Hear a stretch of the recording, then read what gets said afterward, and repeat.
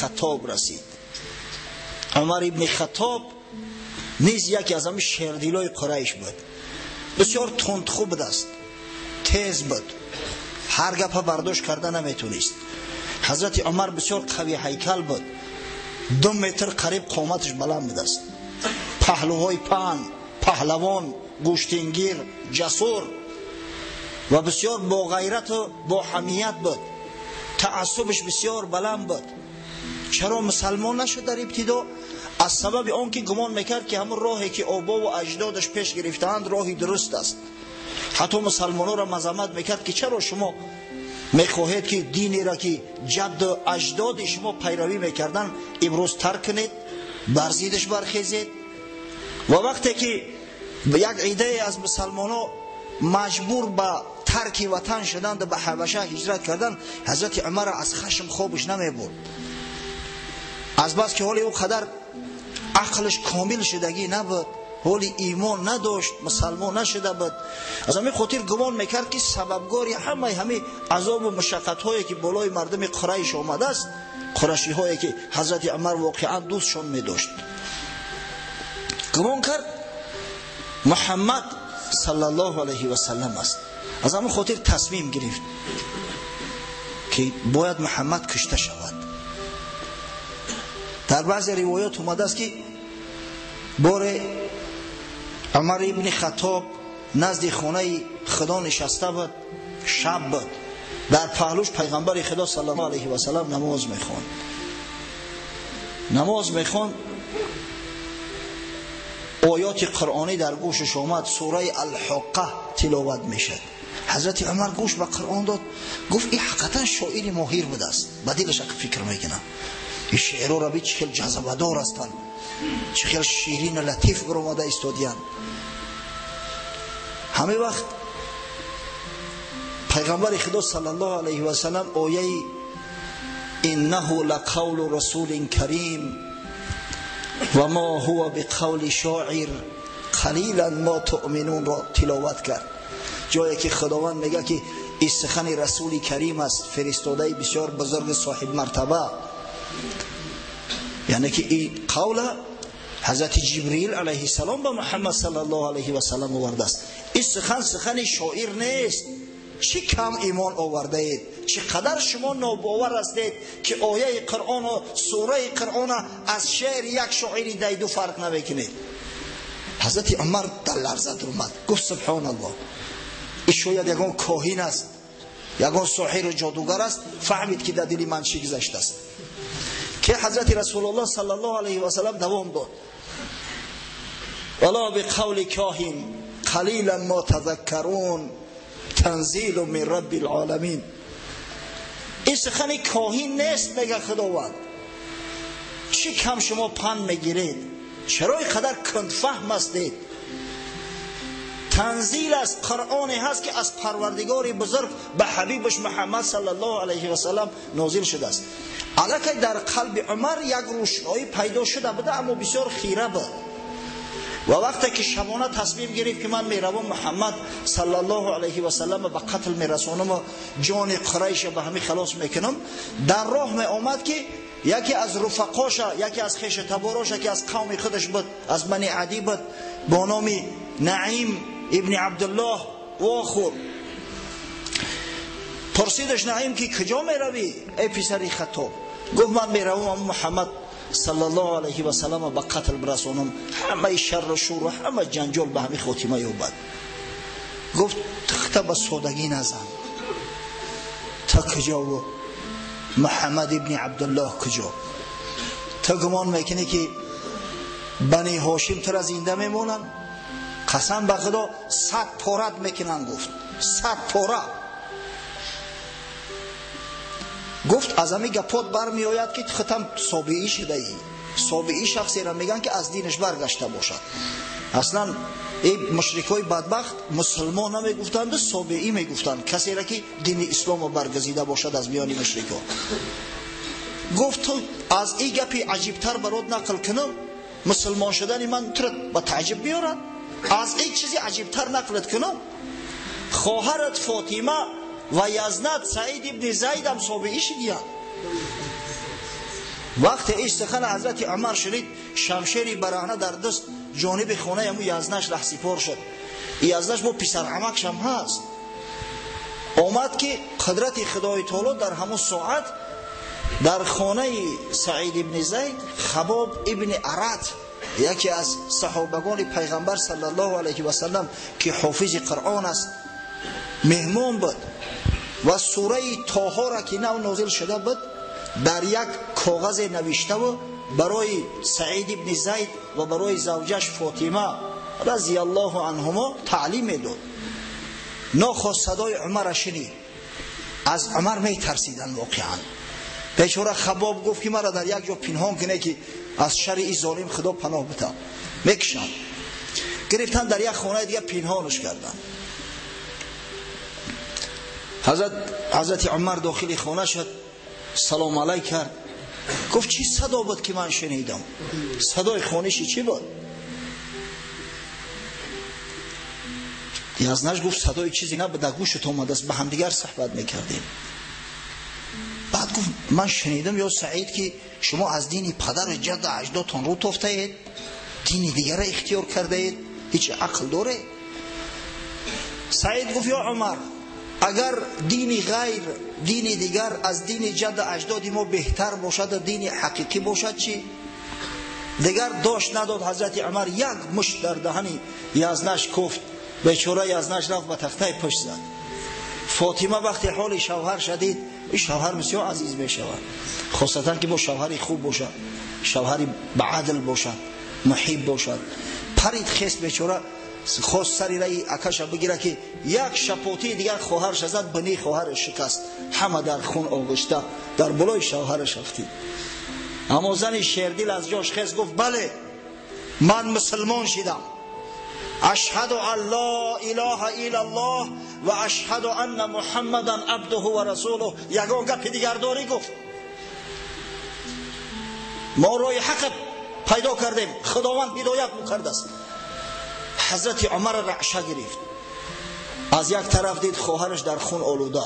همین شیردیلا جوان مردا وقتی که ببینن که یگان کودک گریه میکنه یا یگان زنک گریه میکنه، با بسیار غمگین هم میشوند، بسیار یک قلب لطیف و نرم دارن. خواهرش در اون حالت دید که از نشبه یگان وجهی زد است، پشیمان شد. گفت این چه کاغذ است در دستت؟ کامی کاغذ من در تیمم بخونم. گفت پلیدی، ناپاکی، غیرتی زن ببینه. ای برادر، خود در این اکسیر زن، کم نباید صدقی مرد از صدقی زن. مرگی تواری مرده که غیرت یک زن نداشته باشی. گفت تو پلیدی، تو ناپاکی، تو نجیسی. این ورق پاکیزه و تازه قرآنی عظیم شأن است، تو حق نداری ای را بقپی. برا گفت اول غسل کن، بعد بیا اجازت به تو بخون. حضرت عمر رفت غسل کرد، آمد گرفت سوره طه را شروع کرد. بسم الله الرحمن الرحیم.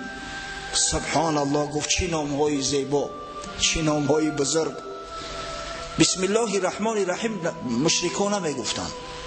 وقتی که یگان مکتوب می نوشتن شروع می کردن بسمک اللهم، بسمک اللهم. این رحمان و رحیم او نمیشناختن، نمیدونستن.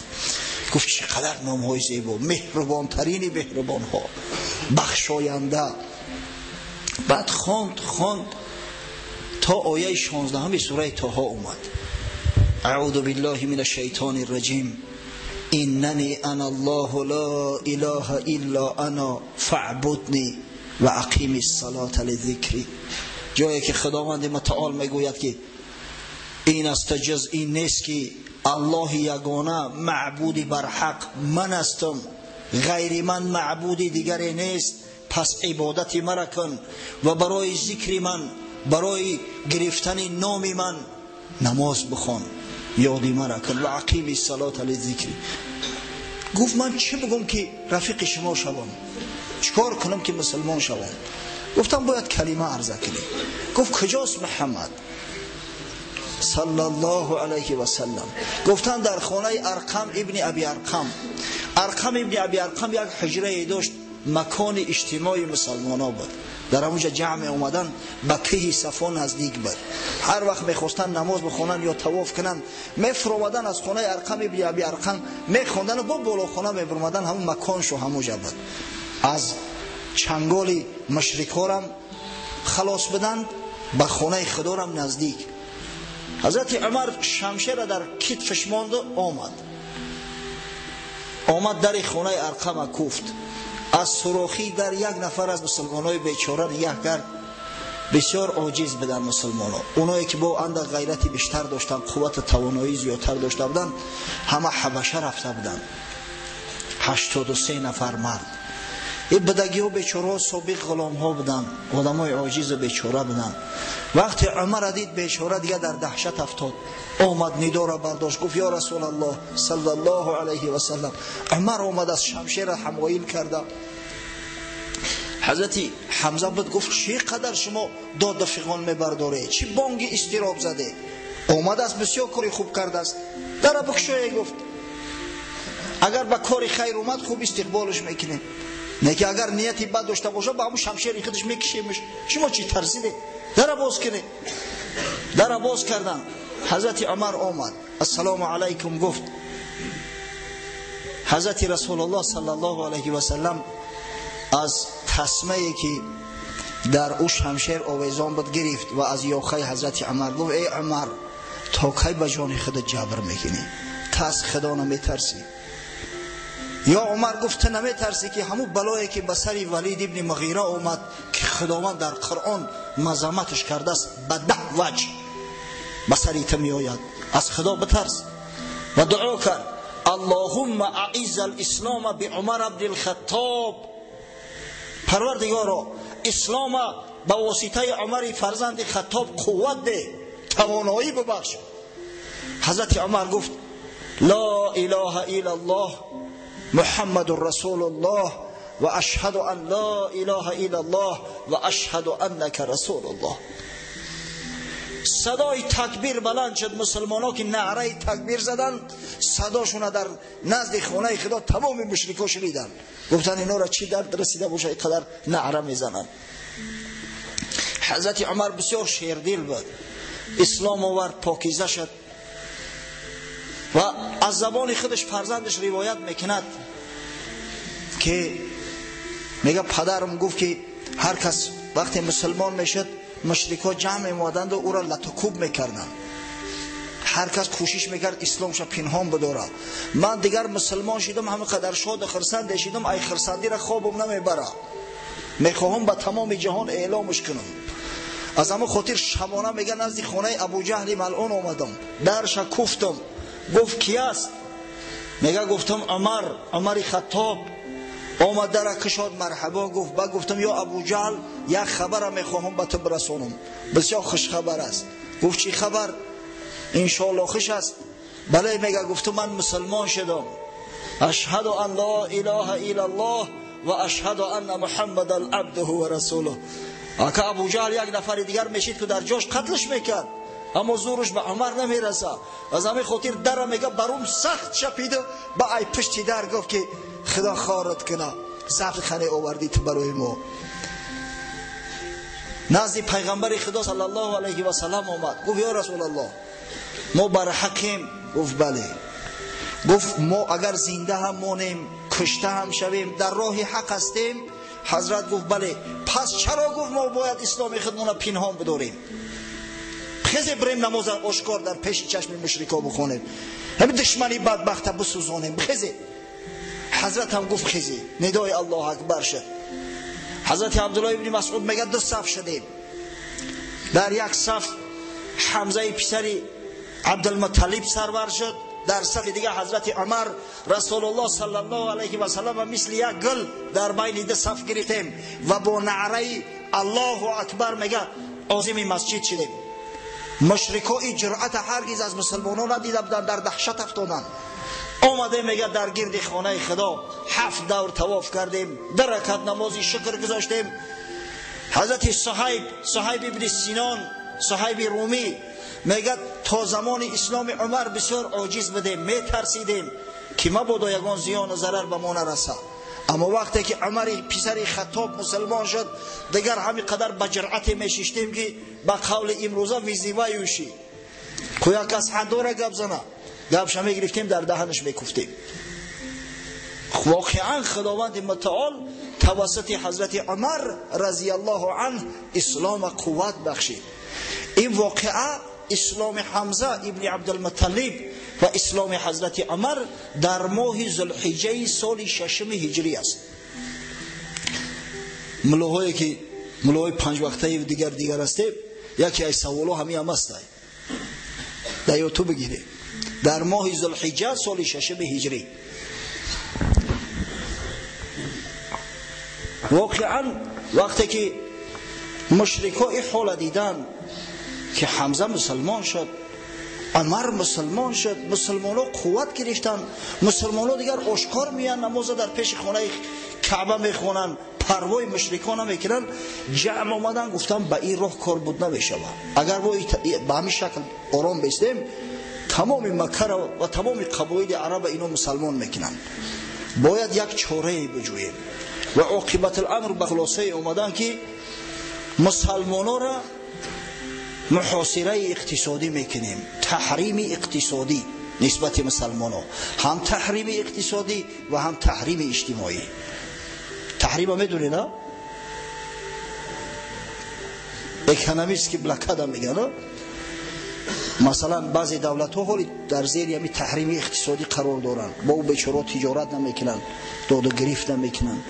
با شخصایی که طرفداری محمد صلی الله علیه و سلم بودن خاصتا با بنی هاشم و بنی مطلب بسیار شدید گرفتن کورا.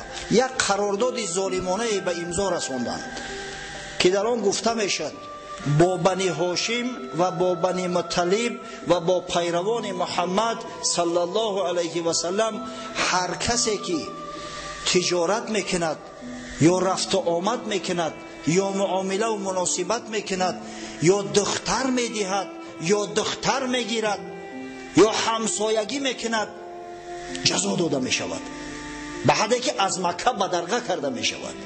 تا همین درجه را سخت گرفتند و این قرارداد ظالمانه به امضا رسید. نویسندش در بعضی روایات اومده است که شخصی بود با نام منصور، اما آنچنانه که شیخ مبارک فوری در کتاب رحیق مختوم تاکید میکند میگد که نه روایتی نوشته شدن قیدنامه به دست منصور ابن هشام است والله اعلم و نه به دست نظر ابن حارث درست نیست، بلکه نویسنده آن یک شخصی بدبختی بود، یک مبغوی بود با نام بغیز ابن عامر. حضرت رسول الله صلی الله علیه و سلم وقتی که همون قرارداد نوشت بغیز ابن عامر دعا کرد که خداوند دستش خشک کردان و دستش مفلوج شد، دستش خشک شد. این بدبخته قرارداد گرفتن در داخل کعبه در دیوار چسباندن. بعد روزای سخت به سر مسلمانان و به سر بنی هاشم آمد. دیدن که بسیار وضعیت بد است، همسایه ها همسایگی نمیکنن، خوف و خطر غارت و قتل و کشتار به میان آمد. از همین خاطر ابو طالب تمام بنی هاشم و بنی مطلب دعوت کرد که بیایید در دره من زندگی کنید. این مکه خیلی هموار، حالی هم که هموار نیست، زمانهای پیش دره بود. مثال هر قوم و هر یک گروه هر دهچه در یک دره زندگی میکرد. یک شعبه به دره با نام دره ابو طالب معروف است و همه آمدند در همونجا منزل گرفتند، خانه های خود ترک کردند. در شعب بنی ابو طالب مدت 3 سال در محاصره اقتصادی قرار داشتند. کار به حد وزنی آمد، در مکه زراعت نشود، در مکه حاصل نشود، تمام زندگی مردم به تجارت بود، اما کسی با اینها تجارت نمیکرد. هر ذخیره داشتن تمام شد. دیگر بیچاره مردم برگ درخت میخوردن، علف خار میخوردن، خار در آب میجوشاندن میخوردن.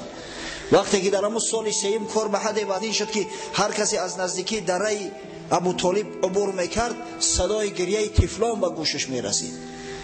بسیار وضعیت بد بود، وضعیت ناگوار. میشنیدن که یگان کاروان اومده است، اگر خداوند امکانشو میداد زودتر می اومدن چیزی خرید کرده میتونستن، اگر اندکی تأخیر میشد همه مال کاروان میخریدند. بدبخت دیگر قریشی های مشرک تا اینکه به این خاندان چیزی نرسد و خودشون هم چیزی تجارت نمیکردند، به اینا نمیفروختند. بسیار وضع اینا گوار بود. با وجود همه مشکلی و مشقت مردم تن به تقدیر داده و صبر میکردند، اگر چند اکثریت اسلام نآورده بودند از بنی هاشم و بنی مطلب. با استثنای بدبخت ابولهب و فرزنداش تمام بنی هاشم و بنی مطلب پشتیبان رسول الله صلی الله علیه و سلم بودند. این غیرت بینه، این جوانمردی را بینه. امروز دو برادر در یک حولی ساز نمیگیرند، اشکیش میزنه خونشار میکنه، اشکیش میزنه نیم کشته میکنه. این مردکای خوب شرم نمیداره؟ نخوام و سیله رحیمه مثل مشرک، یک مشرکایی که یاد اسلام نآورده بودن رعایه کردن نتونیم. از برای خدا از بحر جان و مالشو گذاشتن همون مردکا. یک نفرش باری هم طعنه نزد به پیغمبر خدا صلی الله علیه و سلم که همه ایمی از دستی تای. امروز در هر قدم میبینی طعنه زنی، پیشینگ کنایه پرتایی، احمقی، ابلهی. دو کودک به همدیگر جنگ میکنن، اکو دودر میخیزن، همدیگر را مشکوب و لگتکوب میکنن. از خدا نمیترسی؟ این احوالی زار بود. قصه کوتاه از ماه محرم سال 7 هجری تا ماه محرم سال 10 هجری بنی هاشم و بنی مطلب همراه رسول الله صلی الله علیه و سلم در محاصره اقتصادی قرار داشتند. یک مرد بود با نام هشام ابن عمرو، خش تبار مادری بنی هاشم بود از جانب مادر. روز به نزد زهیر ابن ابی امیه آمد. زهیر ابن ابی امیه پسر عمه پیغمبر است، مادرش عتیکه دختر عبدالمطلب است. گفت ای زهیر، تو از خدا شرم نمیداری؟ سیکه کده لباسای تازه و آزاده را میپوشی. بسیار زکه به دست زهیر، لباسای بسیار زیبا و خوشرو میپوشید. بهترین طعام گلی طعام میخوری، در صورتی که خیش تبارای تو دائی و تقایی تو همه در عذاب و مشقتن. پگه در پیش خدا تو چی جواب بگو؟ شرم نمیداری؟ زهیر گفت از دست من تنها چیکار میآید به دست در مقابل این ظالم ها؟ گفت تنها نیستی. گفت کی است رفیقم؟ گفت اینا من خودم رفیقت میکنم. گفت ما 2 نفریم، 2 نفر کمتریم، بیاید کسی دیگر را پیدا کنیم انشالله، بعد میخیزیم بر ضد همی قرار داد. آمد هشام نزدی یکی دیگر از مکی ها که با نام ابوالبختری معروف است. ابوالبختری ابن هشام بسیار آدم معروف بود در بین قبیله قریش. گفت یا ابوالبختری، من میدانم که تو راضی نیستی به همین قرارداد، زیرا بسیار ظالمانه است. تو تمام قریشی ها را دوست می‌داری، به همش محبت داری، زیرا خویش اقربا هستید. تو آیا راضی میشوی که خودت بخوری و بنوشی و خیش تبارایت و اقربایت در عذاب و مشقت باشند؟ ابوالبختری گفت من 100 بیزارم از این قرارداد، نه که از دستی من چکار میآید تنهام. گفت تنها نیستی، من همراه زهیر رفیقای تیم 3 نفریم، بیا 1-2 نفر دیگر را پیدا کنیم خروج کنیم. گفت بسیار خوب، من قبول دارم. به همین نوع نزد مطعم ابن عدی آمدن. این هم یکی از سرورای قریش است، بسیار شیردل بود. این هم شریک گرفتن و شریک پنجم شو زمعه ابن اسود. زمعه ابن اسود و نزد خانه کعبه آمدن. هر 5 نفر اول به خلاصه آمدن، قرارداد نقشه و پلن کار کشیدند و بعد جدا جدا آمدن که تا مردم گمان نکنن که اینو یگان سوی قصد پیشکی مطرح کرده باشند. زهیر در ابتدا خیست. زهیر ابن ابی امیه فرزند عتیکه پسر عمه پیغمبر صلی الله علیه و سلم بهترین لباس در بدن کرده است. همین لباس اگر لباس آزاده و خوشرو باشه با انسان یک صلابت میتنه. هم ببینی اگر یا آدم سر لباسش خوشرو باشه معرکه دم برود تست میگیرن ای بری بالا میشینوننش. تست قبول کنه. گفتم یک رئیسی رفیق داشتیم، بسیار بچه خوب، از کار که میبرمد گرستوکش میگرفت. نه که همون شوفیرش بگیم ما که تلخ بگیم شوفیر بگیم چی بگیم. او با فکرم در جوگای خوبش هم گرسوکش نمیکشوید دایم در گردنش. بعد حزل میکردم این رئیس که میریم همین رئیس خیال میکنن من گلستوک ندارم میگذرنن ای بری بالا بشونن مرا میگه قطعی شوفیرا میبرن جو میکنن با میگه که اخی رئیس هم این سر لباس انسان یک صلابت میبخشه. کوشش کنه که لباسای تازه و آزاده و خوشرو پوشه. همین مسلمان لباسش تازه و آزاده میشه. با این مایک‌های نوپگدی هیچ که حرمتو نمیکنه. تازه آزاده خوشروک پوشه. همین برای جوانا با همیشه کستون چیزی اون داره. همین قدر خوشرو کرتای سفید پوشه، تازه حق باشه، خوشرو باشه، آزاده باشه. یک شاعر میگه تجمل بالثياب ولا تبالی فإن العين فوق الاختبار. لباسای زیبا بپوش، اختبار لباس زیبا آزاده کن، پرما نکن، زیرا چشم پیش از اختبار است، پیش از عقل علمی. اول مردم با چشم میبینن، با گفته میشنون، با علم دانشی که بعد معین میکنن که تی اگه سواد داری یا نداری. پادیاش که بستری چایود. ببین فإن العين فوق الاختبار فلو جعل الثياب على حمار لقال الناس یا لك من حمار. میگه اگر همین خره که خره اگر همون را یگان تقم خشرو بزنن، یگان زین فسانش بزنن، در گردنش یگان زنگولچه آویزان کنن، کسی بگذره میگه این تخری خشرویه. اگر همین خر خشروگی داره آخی میگه همون سر دهنش نخته و تقماش اگر خشرو باشه. بعضیا با هم قذاق دارن اسپورا دیده میخوای با نقرگی میزنن از زینت میتن. اگر هم خیلی باشه میگه ایت خری خشروای. از همون خاطرم زهیر لباسای بسیار تازه و آزاده در بر کرده بود. در میان مردم خیس گفت یا معشر القریش، ای مردم قریش. همه متوجه شدن.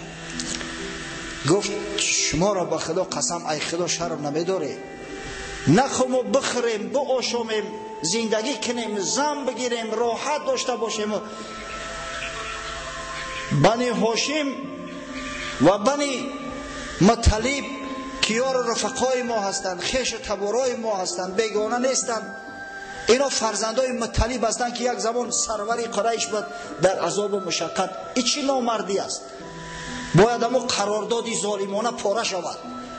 ابو جهل ششته بود گفت تو کذاب دروغ میگوی، نامعقول کردی، او را پاره نمیکنی.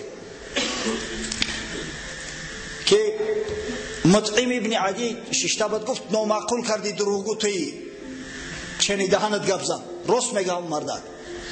اکن مطعم ابن عدی با ظاهر خیش تبار نیستن، اینو اکاو دادر نیستن که بگن که یو سوی قصد کردین. ابو جهل دیگه حیران شد. خیس زمعه ابن اسود گفت هر دی شما قسم به خدا راست گفته. هر کسی که ذره انصاف داشته باشه گپ شما رو تصدیق میکنه. کج بشین راست بگو، قرارداد ظالمانه باید پاره شود. همین وقت از یک گوشه دیگه هشام ابن عمرو خیست، از یک گوشه دیگه ابوالبختری خیست، گفتن ما راضی هستیم، غلاغوله را برداشتن. دیگر ابو جهل فهمید که پیشکی نقشه کشیدگی است. گفت این نقشه شبانه خلوت در کدوم خانه کشیده شده است. این مردم در اینجا فقط یک اسپکتاکل نشان دادن، اما دیگر کار از دست رفته بود. همین وقت ابو طالب اما که پیغمبر صلی الله علیه و سلم که در یک گوشه بیچاره نشسته بود، موی سفید بیمار بود و رسول الله صلی الله علیه و سلم براش خبر داده بود. گفت که همون قرارداد ظالمانه را موریانه خورد است. موریانه را میدونه؟ کریا مول میگم به روسی. او زمانهای پیش یا در پوست می نوشتن، این پوست همه عجلش همون کریا یوکده را میخیرش. قرارداد موریانه خورد است گفت پیغمبر صلی الله علیه و سلم. برای قریشی ها را خبر که دیگه این چیز نمونده است.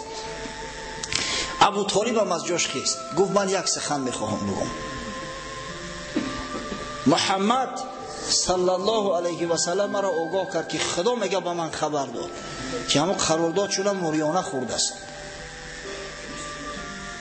اگر گفتن گپش راست باشه میکنیم قرارداد نقض میشود، نه که اگر گپ دروغ باشد تو تسلیمش میکنی به ما. محمد صلی الله علیه و سلم دیگه محافظتش نمیکنی. گفت که من در صدق برادرزادم 100% اطمینان دارم. من یک کودک از 12 سالگیش بزرگ کردم. باری در کاری دنیا دروغ نگفته است، در کاری آخرت دروغ میگه. قبول. رفتن در این کعبه را کشودن، هر کس را نمیدادن در داخل کعبه. دیدن که حقیقتا غیری همون نام الله بسمیک اللهم تمام قرار داده موریانه خورده است، چیش نمونده است. مطعم ابن عدی از تنه دیوال کند پرتافتش و به همین تحریم اقتصادی بنی هاشم و بنی مطلب به اتمام رسید و از شعب ابو طالب برآمدن. جانی تازه در وجود شده می. اما در این مدت ابو طالب سروری بنی هاشم بیمار شده بود. روز به روز مشکل میشد زندگیش. در ماه محرم آزاد شدن. در ماه رجب 4-5 ماه بعدتر ابو طالب در بستر مرگ افتاد. بیمار بود.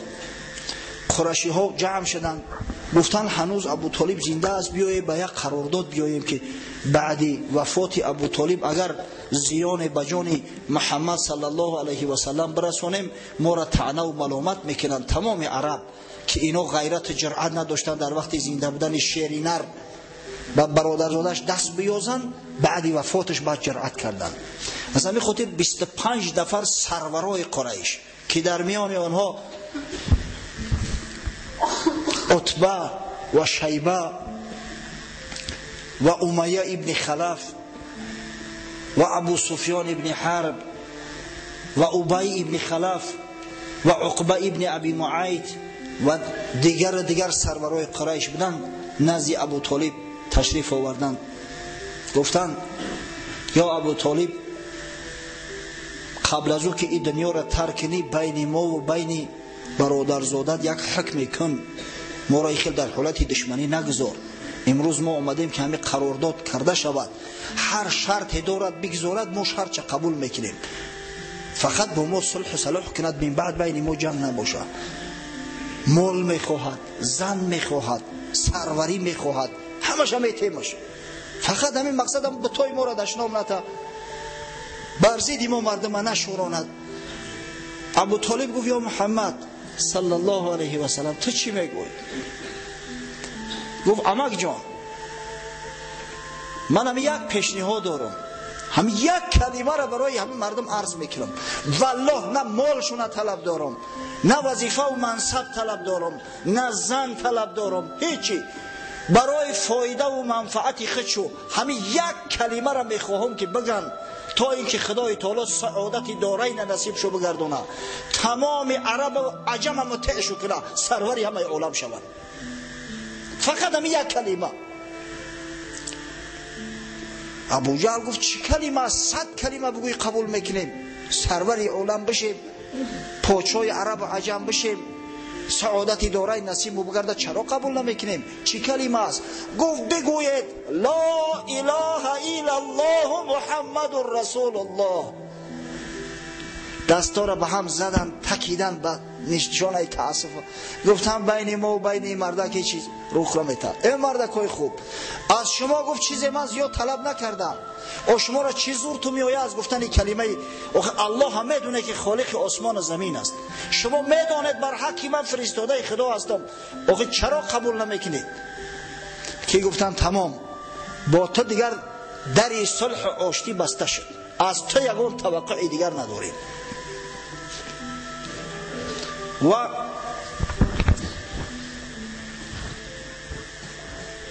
ابو طالب در ماه رجب سال 10 بعثت جناب سرور عالم، در بعض جا شاید من هجرت گفته باشم، اگر هجرت گفته باشم غلط گفتم، ولی ما به هجرت نرسیده ایم. همه همون سالهای گفته ایم سالهای بعثت است، از زمانی به پیغمبری مبعوث شدن رسول الله صلی الله علیه و سلم حساب می شود. در سال 10 بعثت پیغمبر خدا صلی الله علیه و سلم در ماه رجب از دنیا گذشت. قبل از وفاتش ابو جهل ملعون همراه عبدالله ابن ابی امیه به عیادت ابو طالب آمده بودند، در گوشه نشسته پیغمبر خدا صلی الله علیه و سلم نزد عمکش آمد، دستش گرفت، بوسید، گفت عمک جان، قبل از او که جان تسلیم کنی، بگو لا اله الا الله محمد رسول الله، تا به همین کلمه من حجابی تا از آتش دوزخ شوم. وضعت بیزیب است. یا عم قل لا اله الا الله کلمتا احاج لك بها عند الله. انا من حجابی تو میشوم، ترا از عذاب قیامت نجات میتم، رحمت خدای تعالی ان شاء الله به تو میپیوندد. فقط همین کلمه را بگو لا اله الا الله. ابو طالب میخواست گپ زنه، همین وقت بدبختی ابو جهل از یک گوشه صداش بلند کرد که یا ابو طالب تو دین پدرت عبدالمطلب ترک میکنی، دین پدرت یک امر مدید عبادت کردی و پیروی کردی، امروز ترکش میکنی. و از بس که ابو طالب از هدایت خداوندی که محروم بود، ببینه که این هدایت، این توفیق چه دولتی بزرگ است. در آخرین لحظه علی ملت عبدالمطلب گویان جان و جان آفرین تسلیم کرد، با کفر از دنیا رفت. اهل سنت و الجماعت اتفاق دارن برادر و عزیز. گپای هر خیله اگر شنیدید بفهمید که گوینده سخن اهل سنت و الجماعت نیست، از اهل تشیع است. هر کسی گوید که ابو طالب با ایمان مرده است، زیرا در صحیح ترین کتاب ها بعد قرآن عظیم شان در صحیح بخاری و صحیح مسلم روایتی با کفر مردن ابو طالب امک پیغمبر صلی الله علیه و سلم آمده است.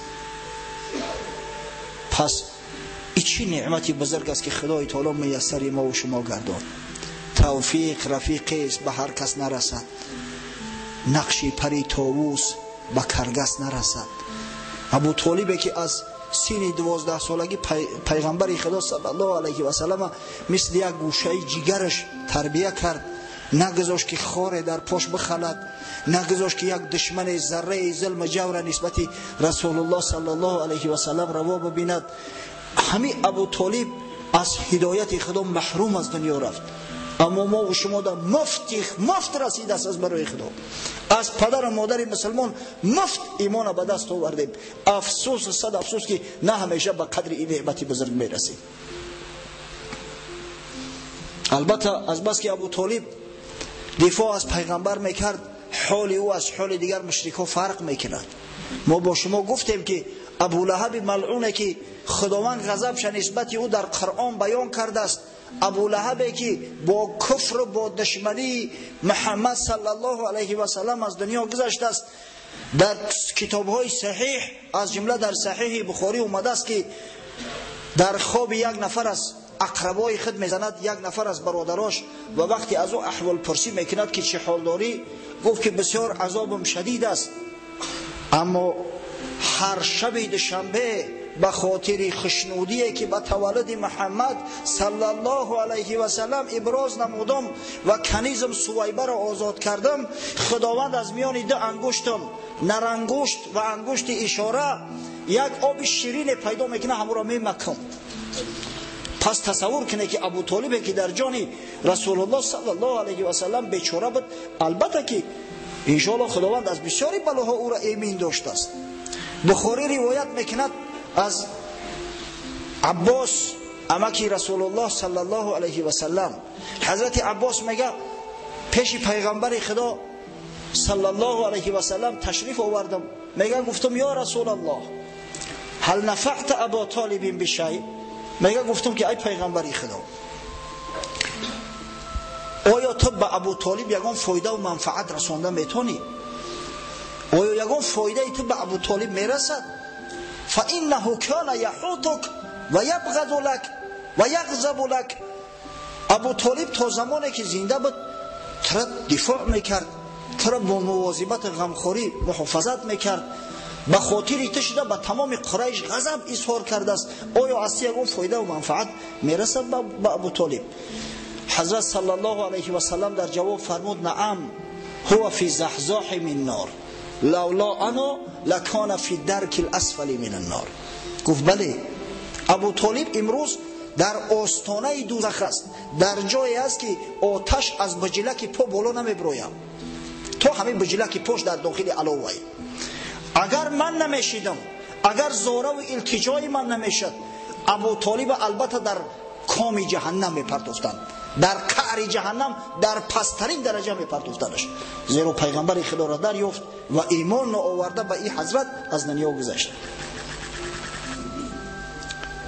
یعنی در حق مشرکا، در حق کفار دعا کردن، دعای استغفار و دعای رحمت خدا کفر است. بچه‌ها هشتونه در سر تو بگیرید.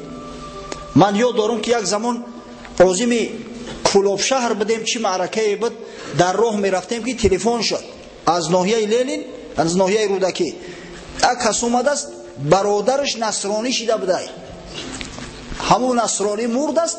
برای تردد جنازه که چیکار کنیم؟ گوش که گفتم برادر جنازش اوسو بسته، اگر چنده برادرت است، اگر بگوی که خداوند و رحمتش که نعوذ بالله کافر بشه، تو چی فکر داری؟ کدام جنازه؟ جنازه را برای مسلمان میکنن.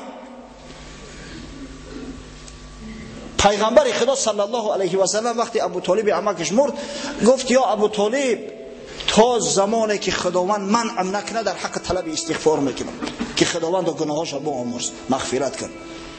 همون زمان خداوند آیه نازل کرد اعوذ بالله من الشیطان الرجیم ما کان للنبی والذین آمنوا ان یستغفروا للمشرکین ولو كانوا اولی قربا من بعد ما تبین لهم انهم اصحاب الجحیم. صدق الله العظیم. خداوند متعال بیان میکند که پیغمبر محبوب ما محمد صلی الله علیه و سلم و مسلمانان حقوق ندارند که طلب استغفار مشرک ها را کنند، اگر چند خیش اقرباشون باشند، اگر چند پدر و مادرشون باشند.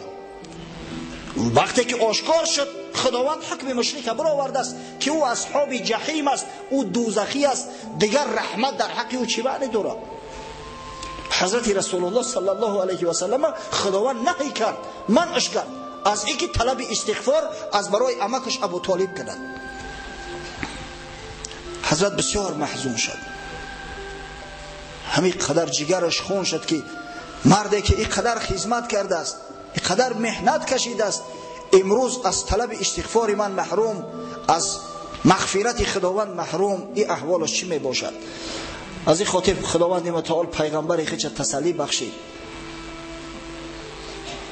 در سوره قصص آمده است که پروردگار متعال به پیامبرش تسلیت فرستاد اعوذ بالله من الشیطان الرجیم انک لا تهدی من احببت ولکن الله یهدی من یشاء و هو اعلم بالمهتدین. ای حبیبی من گفت با درستی که تو کسایی را دوست می‌داری هدایت کردن نمیتونی. هدایت در دست تو نیست، هدایت در دست پروردگار است. او الله بزرگ است که هر کسی را بخواه هدایت میکنه و هر کسی را که از هدایتش محروم شد همونطور محروم زار نزار میماند. خداوند خودش میدونه که کیها هدایت نیابند، از این خاطر درون خط نخر. اما به هر وجه صورت برای حبیب خدا محمد صلی الله علیه و سلم خداوند بشارت داد که ای حبیبی من عمکت اگر چند به شرک و کفر رفته است، اما به خاطر تو از فرط محبت تو او را در قعر جهنم نمی اندازم، در آن همون آستانه دوزخ، ای همین در دوزخ درون میمونمش، زیرا کافر و مشرک بود. خداوند هیچ وقت کفر نمی بخشه، شرک هیچ وقت نمی آمرزه، در جایی که آتش از بجلک پشت بالا نمی بروید. این بود احوال ابو طالب عمک رسول الله صلی الله علیه و سلم. از بین 3 ماه دیگر گذشت. در ماه رمضان زوجه محترمه رسول الله صلی الله علیه و سلم، مادر مسلمانان، بیبی خدیجه بنت خویلد، عالم فانی را بدرود گفته و به رحمت خدا پیوست. در سین 65 سالگی حضرت رسول الله صلی الله علیه و سلم 50 ساله بود در همون سال 10 بعثت و زوجه محترمش مادرمان بیبی خدیجه 65 ساله بود. 15 سال از پیغمبر خدا بزرگ بود. ما در این موضوع صحبت کرده ایم، حاجت به گفتار زیاد نیست. خدا رحمت مغفرت کنه مادرمون.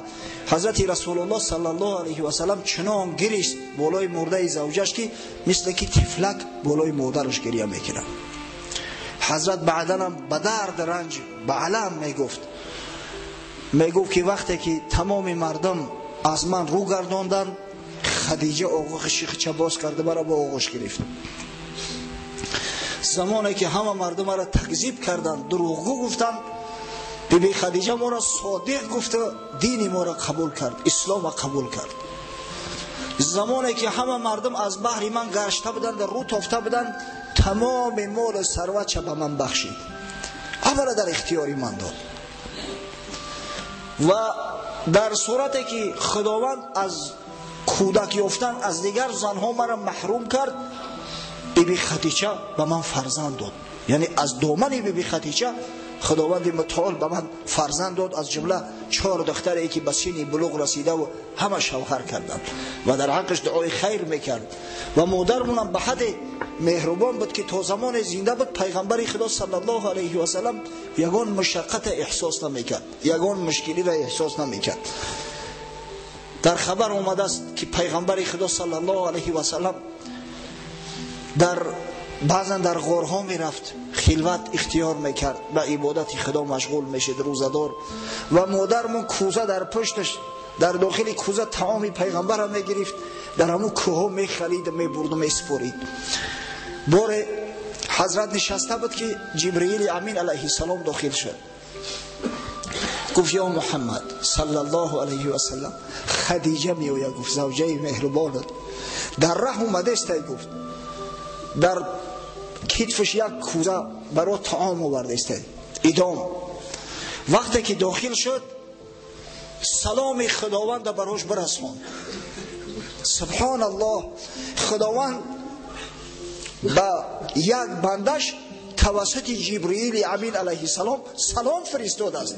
سلام خدای متعال از براش برسان و براش بشارت ده که پروردگار برای او در فردوس اعلی به غیر او قصرهایی که به مردم عطا می شود با یک خانچه کرده است از نی، قمیش مخصوص بافتگی تازه و آزاده نازنین، و بشارتش بده که همون خانه منتظرش است.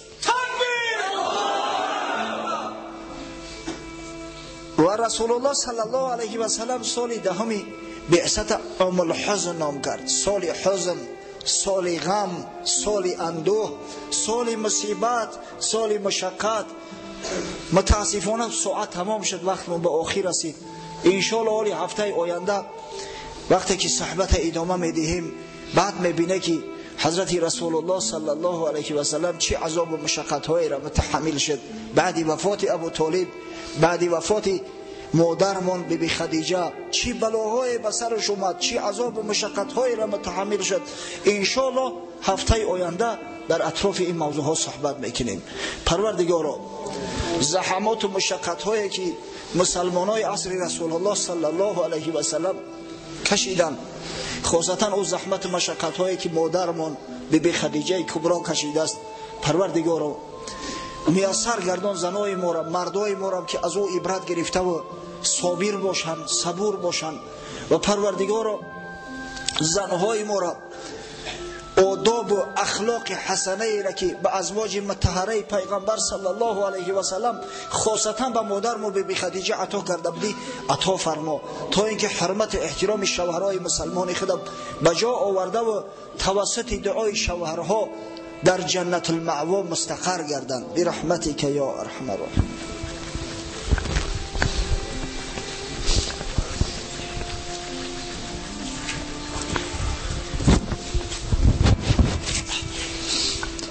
در حق یک عیده برادر دعا میکنیم. برادر ما حاجی سفر، این حاجی سفرو بسیارن، با نگه که همیشه در حق یک از دعا میکنه. یک حاجی سفری هم سبق داریم، خدا نگهبانش باشه، پروردگار سعادت دارین نصیب روزیش بگردونه. در حق برادر ما حاجی سلطان که خداوند جمیع امراد و مقصوداش حاصل بسازه و فرزنداش هم مثل خودش محیب بزرگ بسازه. در حق برادر ما حاجی فروخ که بسیار محیب است و مهربان است، خداوند نگهبانش باشه، دعا میکنیم. در حق یک خواهر اسلامی که آرزوی فرزنددار شدن در دل داره، و در حق تمام خواهرای اسلامی در زمین، تمام دخترامون از جمله دخترچه خدمم ولی فرزند نداره، دعا میکنیم پروردگار رو براشون فرزندای صالح مسلمان نوری چشم خادل دین مبین اسلام عطا فرما. در حق برادر محمد سعید که در صدمه نقلیاتی از پشت محروم شده و دعا میکنیم که خداوند براش صبر جمیل عطا کند، پروردگار سربلندی و سعادت نصیب روزش بگرداند. در حق برادر مرحوم رحمت شاه دعا میکنیم. یک برادری، یک همسایمون، شخص بسیار قدردان، سن سالش هم جوان بود ولی در 50 نرفته بود، همین دیروز از دنیا گذشت. دعا میکنیم که خداوند رحمت مغفرتش کنه، پروردگار در جواری رحمتش مستقرش بگرداند و خداوند به پدر موسفیدش حاج جمیل در این مصیبت بسیار صبر جمیل ارزانی دارد. در حق برادر حاجی تیمرشاه دعا میکنیم که پروردگار در کسب و کار زندگیش برکت عطا کند. در حق استاد داملو محمدی که بیمار است و در حق ایشان عبدالشکر که بیمار هستند دعا میکنیم پروردگار رو براشون شفای کامل و عاجل عطا فرما و سایه‌شون اثر قوم ها و اثر فرزنداشو کم نگردان. در حق پدر و مادر یک برادر اسلامی در همین دهنی در این مسجد التماس کرد که در حق پدر و مادرم دعا کن.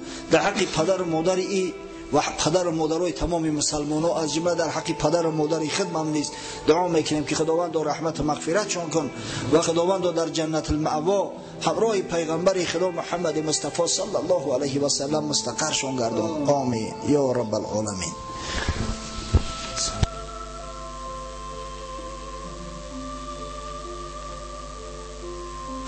هفته گذشته آیه سجده تلاوت کردم. همین خیلی کار بود. به همه برادرایی که همه آیه سجده را شنیدین یک سجده تلاوت واجب شده است. من گمان کردم که شما ان شاء الله خودتون میفهمید اخی ان شاء الله قوم این مسجد همش میدونن. سجده تلاوت از جد قایم میشوی رو جانب قبله با نیت سجده تلاوت. حجت نیست که به زبان بگویی، اما در دلت نیت میکنی نیت سجده تلاوت.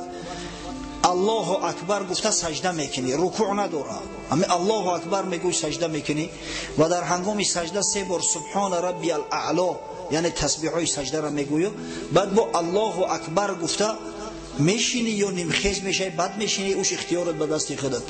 اگر کسی دعاش بدونه سجدت للرحمن آمنت بالرحمن فاغفر لی ذنوبی یا رحمان سمعنا و اطعنا غفرانک ربنا و الیک المصیر.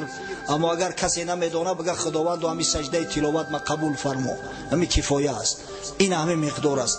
و هر کسی که همون آیه سجده را از ما شنیده باشه برادرای عزیز در ذمه همه یک سجده تلاوت واجب شده است و اون سجده تلاوت در گردنت میسته، شرط نیست که حتما اداش کنی. ان شاء الله همین روز وقتی که نماز خواندیم خود در مسجد خود در خونه ها تو بعد که رفته به همین طریقی که من بیان کردم یک سجده تلاوت کنه همون واجب عظیمت رو ساقط کنه. یک برادر گفته است در حق مادر من دعا کنید که خداوند مهربان برای شفا عطا کند. پروردگار به مادر و تمام مادرها و خواهرای مسلمان شفای کامل و عاجل عطا فرماید.